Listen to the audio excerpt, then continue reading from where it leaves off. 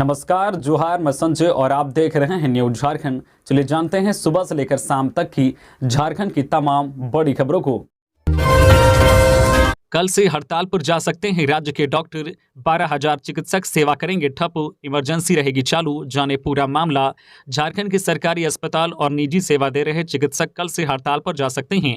ऐसे 12,000 चिकित्सक हैं जो इलाज नहीं करेंगे। इस बात का निर्णय IMA की ओर से लिया गया है। डॉक्टर्स जमशेदपुर मेडिकल कॉलेज में हुए डॉक्टर से मारपीट के विरोध और मेडिकल प्रोटेक्शन बिल के प्रति सरकार के शिथिल रवैये को लेकर यह निर्णय लिया है। दरअसल 19 सितंबर को जमशेदपुर मेडिकल कॉलेज के PICU वार्ड में कार्यरत PG मेडिकल के छात्र डॉक्टर कमलेश उरांव के साथ मारपीट हुई थी, जिसके विरोध में डॉक्टर्स यह निर्णय ले रहे हैं। झारखंड प्रदेश IMA के सचिव डॉक्टर प्रदीप सिंह का कहना है कि आए दिन डॉक्टरों के साथ इलाज में कोताही बरतने का आरोप लगाकर मारपीट हो रही है। MGM में भी यही हुआ। अब डॉक्टरों के साथ हो रही मारपीट की घटना बर्दाश्त नहीं की जाएगी। डॉक्टर कमलेश के साथ की गई मारपीट में शामिल लोगों को पुलिस गुरुवार तक गिरफ्तार नहीं करती है तो डॉक्टर्स हड़ताल पर चले जाएंगे। इस हड़ताल का झारखंड राज्य स्वास्थ्य सेवा संघ, झासा जूनियर डॉक्टर्स एसोसिएशन एवं निजी डॉक्टर समर्थन कर रहे हैं। रेल यात्री कृपया ध्यान दें, अब ट्रेन एक्सीडेंट के पीड़ितों को मिलेगा 10 गुना अधिक मुआवजा। भारतीय रेलवे ने लिया बड़ा फैसला।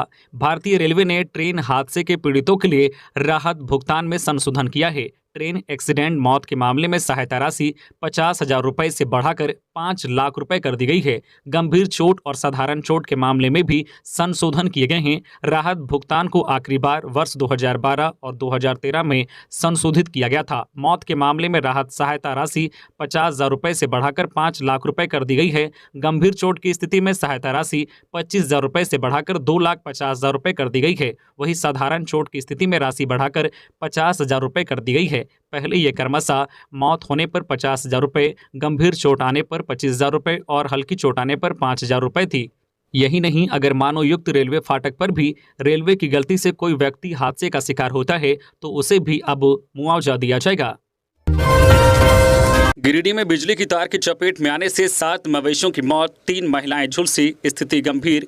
गिरिडीह जिले के गांवा प्रखंड अंतर्गत नगवा पंचायत के चक गांव में बुधवार की देर रात लगभग 1 बजे बिजली का तार टूटकर गिरने से 7 मवेशियों की मौत हो गई, जबकि इसकी चपेट में आने से 3 महिला गंभीर रूप से घायल हो गई, जिसका इलाज गांवा CHC में चल रहा है। घटना के संबंध में बताया जाता है कि तार महेंद्र यादव व अर्जुन यादव के घर के दरवाजे के ऊपर से गया हुआ है। तार काफी जर्जर था। बुधवार की देर रात अचानक बिजली का तार टूटकर गिर गया, जिससे मौके पर ही 7 मवेशी की मौत हो गई। मवेशियों द्वारा जोर जोर से आवाज करने पर महिलाएं दौड़कर बाहर आई तो वो भी तार की चपेट में आ गई, जिसमें 3 महिला गंभीर रूप से घायल हो गई। जिसके बाद परिजनों ने स्थानीय मुखिया मेराज उद्दीन को सूचना दिया। वे घायल महिला को गांवा CHC भेजा। घटना के संबंध में बताया जाता है कि फुलवा देवी पति महेंद्र यादव, मन्नो देवी पति अर्जुन प्रसाद यादव व रबिता देवी पिता अर्जुन यादव गंभीर रूप से घायल हैं। साथ ही महेंद्र यादव के 2 बैल व 2 बछड़ा व अर्जुन यादव के 2 गाय व 1 बछड़ा की मौत हो गई है। नगवा मुखिया मेराज उद्दीन ने कहा है कि पूर्व में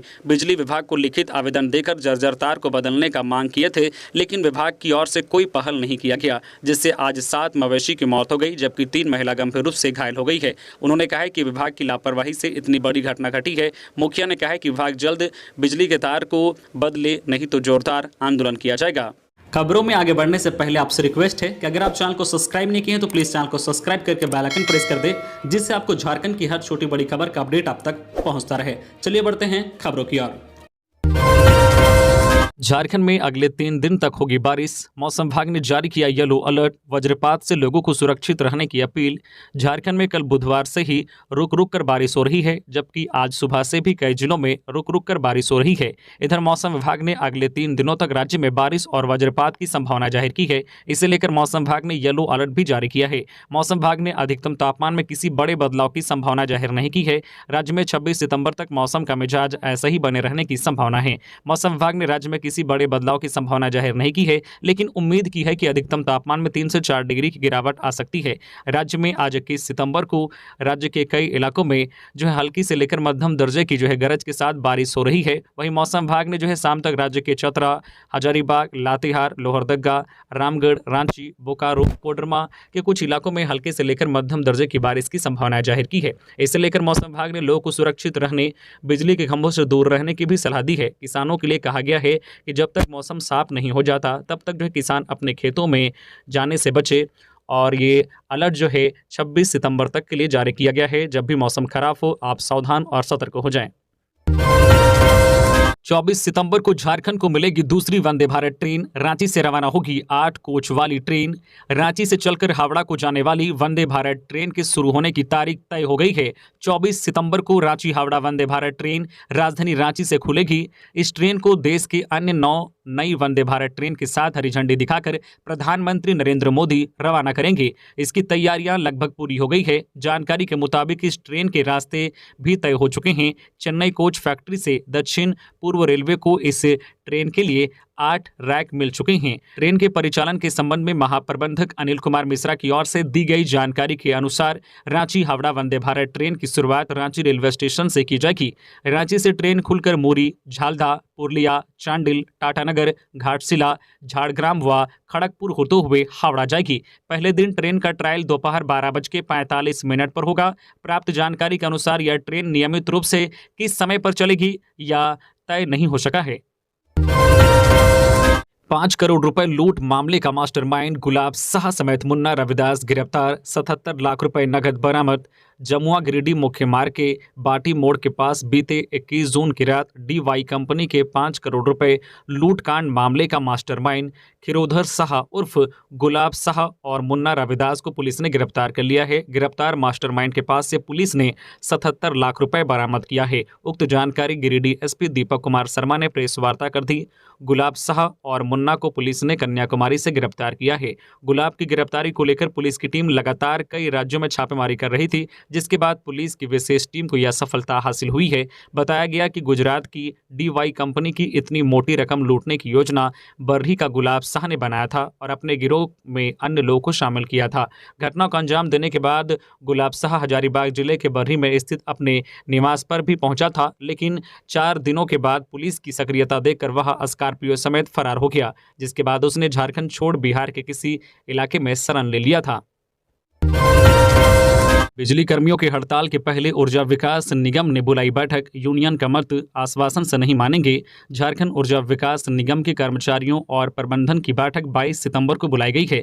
बैठक में कर्मचारियों की ओर से 26 सितंबर से अनिश्चितकालीन भूख हड़ताल पर चर्चा की जाएगी। हड़ताल की योजना निगम के 3rd और 4th ग्रेड कर्मचारियों की ओर से की गई है।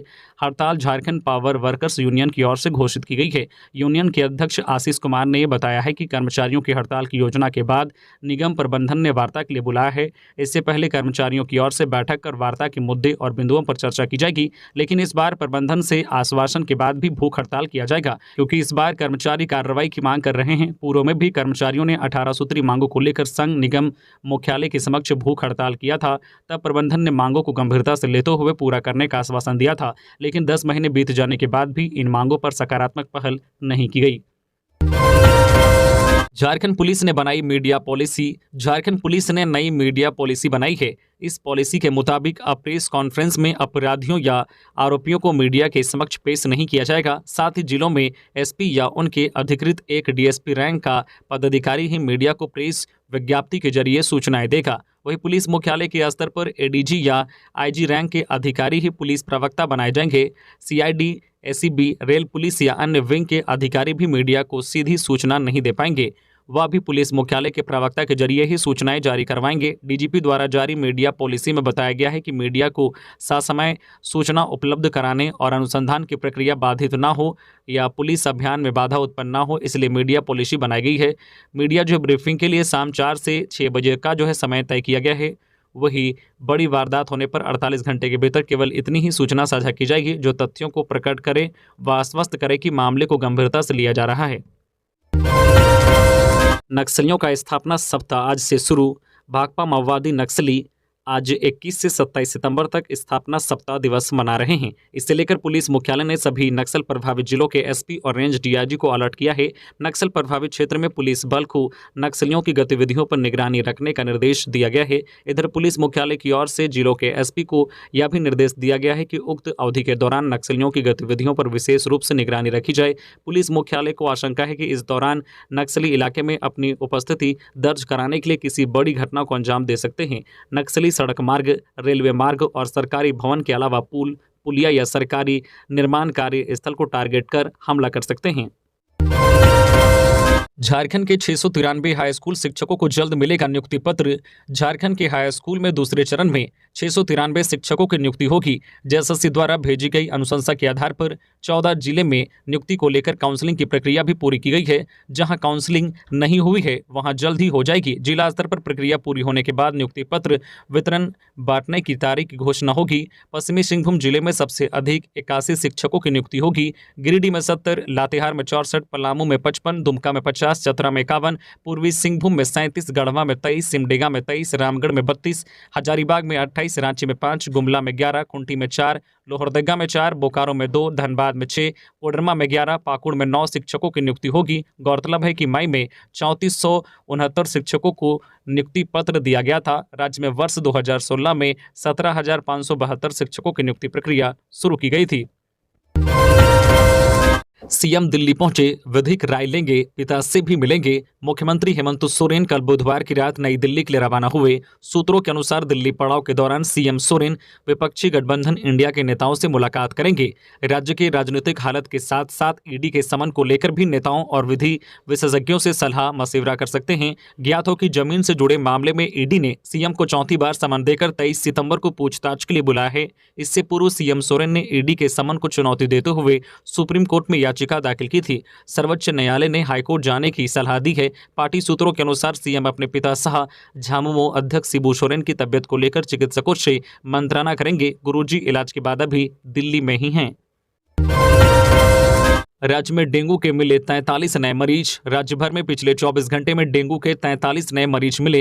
इनमें सबसे ज्यादा 18 मरीज रामगढ़ के हैं। वहीं चिकनगुनिया के भी 4 मरीजों की पुष्टि हुई है। सभी मरीज राजधानी रांची के हैं। बता दें कि पिछले 24 घंटे तक झारखंड में डेंगू के 1111 मरीज मिले हैं, जबकि चिकनगुनिया के 271 मरीज। इधर सिंगल डोनर प्लेटलेट्स की मांग बढ़ गई है। बता दें कि मिल रहे मरीजों के मुकाबले सिर्फ 10 से 15% मरीजों को ही प्लेटलेट्स चढ़ाने की जरूरत पड़ रही है। वैसे मरीज जिनका प्लेटलेट्स 20,000 से कम हो रहा है, उन्हें प्लेटलेट्स चढ़ाने की आवश्यकता पड़ रही है। शहर में 7 बजे के बाद अल्ट्रासाउंड जांच नहीं। राज्य में गैस्ट्रो की समस्या से परेशान मरीजों की संख्या लगातार बढ़ती जा रही है। कई बार लोग तेज पेट दर्द सहित अन्य समस्या के साथ रात में अस्पताल पहुंचते हैं। सही इलाज शुरू करने के लिए अल्ट्रासाउंड की आवश्यकता पड़ती है, पर शाम 7 बजे के बाद अगर किसी मरीज को राजधानी में अल्ट्रासाउंड कराने की जरूरत हुई तो वो नहीं हो सकेगा। राजधानी के सरकारी और प्राइवेट लगभग सभी जांच घर सुबह 7 बजे से शाम 7 बजे के बाद यहां जांच नहीं करते। वहीं सरकारी अस्पतालों में यह परेशानी 5 बजे के बाद से ही शुरू हो जाती है। रिम्स और सदर अस्पताल में तो मरीजों को अल्ट्रासाउंड के लिए 10 से 12 दिनों तक का नंबर मिल रहा है। सदर अस्पताल में गर्भवती महिलाओं की जाँच 24 घंटे होती है। सिविल सर्जन डॉक्टर प्रभात के अनुसार गर्भवती महिलाओं और गर्भ के शिशुओं की स्थिति का पता लगाने के लिए अल्ट्रासोनोग्राफी स्त्री रोग विशेषज्ञ करती है। यह सुविधा हर वक्त मिल जाता है, पर अन्य मरीजों के लिए ट्रेंड रेडियोलॉजिस्ट की जरूरत होती है, जिसकी कमी है। गम्हरिया में रेलवे पटरी किनारे नाले से युवक का शव बरामद। हत्या की आशंका। आदित्यपुर गम्हरिया रेलवे स्टेशन के मध्य मेरुडी जंगल फाटक के पास रेल पटरी किनारे नाले से एक 25 वर्षीय युवक का शव बरामद हुआ है। शव को देखने से ऐसा प्रतीत होता है कि किसी अन्य जगह पर उसकी हत्या कर साक्ष्य छुपाने के लिए नाले पर फेंक दिया गया है। रेलवे पदाधिकारियों ने घटना की जानकारी स्थानीय पुलिस को दे दी है। बिना रजिस्ट्रेशन नंबर के वाहनों से हो रही अवैध बालू की ढुलाई। प्राथमिकी। अवैध बालू की ढुलाई में बिना रजिस्ट्रेशन नंबर के वाहनों का इस्तेमाल हो रहा है। जिला प्रशासन के आदेश पर पुलिस प्रशासन व खान विभाग द्वारा अवैध बालू के खिलाफ चलाए जा रहे अभियान के दौरान इसका खुलासा हुआ। रातू थाना क्षेत्र में अवैध बालू की ढुलाई के आरोप में एक हाईवा व 9 ट्रक को जब्त किया गया। मामले में 20 सितंबर को रातू थाना में खान निरीक्षक विश्वनाथ बैठा ने प्राथमिकी दर्ज कराई है। प्राथमिकी लिखा गया है कि 16 सितंबर को विशेष गश्ती दल ने हुरहुरी गांव में मस्जिद के समीप अवैध रूप से बालू परिवहन करते हुए 9 ट्रैक्टर को पकड़ा। किसी भी ट्रैक्टर में रजिस्ट्रेशन नंबर नहीं था। इसके बाद सबको जब्त कर रातू थाना लाया गया। प्रत्येक ट्रैक्टर में 100 घन फीट बालू लदा था। विश्व शांति दिवस के अवसर पर साइकिल रैली का आयोजन। गोमिया विधायक ने दिया शांति का संदेश। गोमिया प्रखंड अंतर्गत स्वांग शिव मंदिर से गोमिया मोड़ तक विश्व शांति दिवस के अवसर पर विनोद कुमार यादव की अगुवाई में साइकिल रैली में 21 सितंबर को गोमिया विधायक डॉक्टर लंबोदर महतो, जीप सदस्य डॉक्टर सुरेंद्र राज्य मुख्य रूप से शामिल हुए। गोमिया विधायक स्वयं साइकिल चलाते हुए कई गण्यमान्य एवं दर्जनों बच्चों के साथ गोमिया मोड़ पहुंचकर शांति का संदेश देते हुए डॉक्टर महतो ने कहा कि पूरी दुनिया आज शांति के लिए त्राहिमाम कर रही है। पूरे देश, पूरी दुनिया को आज शांति चाहिए। साथ ही ग्लोबल वार्मिंग से पूरी दुनिया जूझ रही है। विश्व शांति दिवस के अवसर पर हम सभी संकल्प लेना होगा कि पूरी दुनिया के पर्यावरण को संरक्षित करना होगा और इस दिशा में हम सभी को पहल करनी होगी।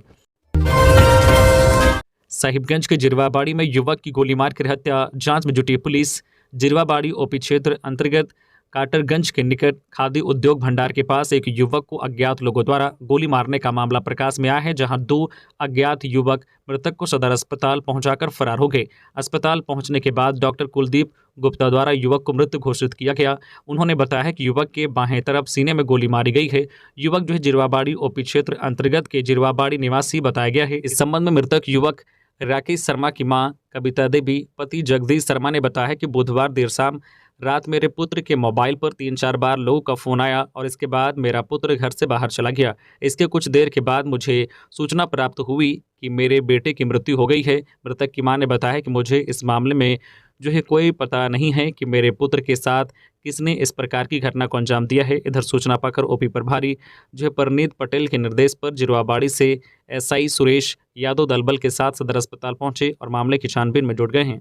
तो ये थी आज की झारखंड की टॉप बड़ी खबरें। इसी तरह से झारखंड की हर छोटी बड़ी खबर देखने के लिए आप हमारे चैनल न्यूज़ झारखंड चैनल को सब्सक्राइब करके बेल आइकन प्रेस कर दें, जिससे आपको झारखंड की हर छोटी बड़ी खबर का अपडेट आप तक पहुंचता रहे।